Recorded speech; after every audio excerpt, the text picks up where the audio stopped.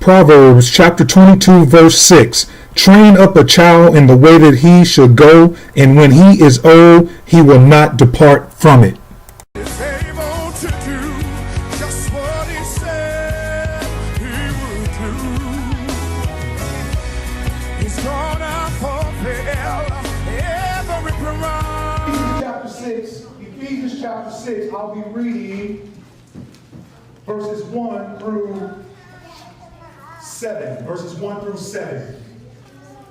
But what we want to focus on this morning, we want to focus on verses 1 through 3. And verse 1 begins by saying, children. Right. Talking about the word of God. Right. Children. It says children. Then it has a comma. Whenever you see a comma, something else is getting ready to come. Right. It says obey your parents. That word obey is to do what they say. Obey your parents in the Lord. That's it. Who's the Lord? God. That's right, God, Jesus. It says that obey your parents in the Lord, for this is right. It didn't say it's wrong, it's right. Verse 2 says, honor thy father and mother, which is the first commandment with a promise. That word honor is respect. That's good. I'm right now. And it says that this which is the first commandment with a promise. But if you go back in the Old Testament, in Exodus 20, that's where you find the 10 Commandments. And this particular verse is in the 10 Commandments. And it says that it comes with a promise. Somebody say promise. Promise. It's the only command there in the 10 Commandments that come with a promise. Amen. Will you honor your father and your mother?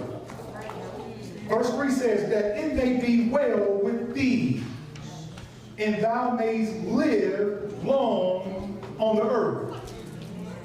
Verse 4 says, and ye fathers, provoke not your children to wrath. Right. That word wrath is anger.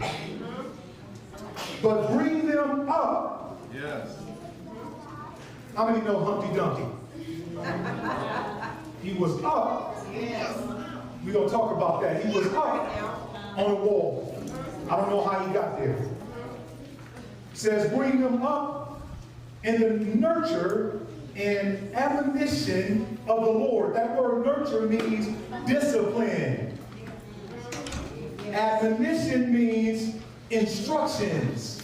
So when I said that they must, in a Christian home, you must be given Christian instructions, that's what this is talking about. Verse 5, we're almost there. It says, servants, be obedient to them that are your masters according to the flesh. It's talking about your masters, those that are in a position of authority over you here on the earth. That means your teacher. That means your coaches. Yes. That means if you're a cheerleader, that means your head cheerleader. They're in a position of authority. It's saying here, servants, and we're all servants. Somebody say servants. Service. It says, be obedient to them that are your masters according to the flesh, with fear and trembling and singleness of your heart, as unto Christ. What that is saying right there is that it's saying that you do what you do and obey. It's not because you don't like them. It's not because you're mad at mommy and daddy. It's you mad at your school teacher. It's telling you when you obey, you do it in reverence to Christ. Because when you obey, what you're doing is that you're obeying Christ. Amen. Verse 6, it says, not with eye service. This is good. It says, as man pleasers, but as the servants of Christ, doing the will of God from the heart. Somebody say heart. Heart. That word there that you see it says not with eye service. That means that you don't obey only when they're looking. Amen. My mom, my dad, they They not looking, so I'm going to do this. But when they can see me, Right. I obey.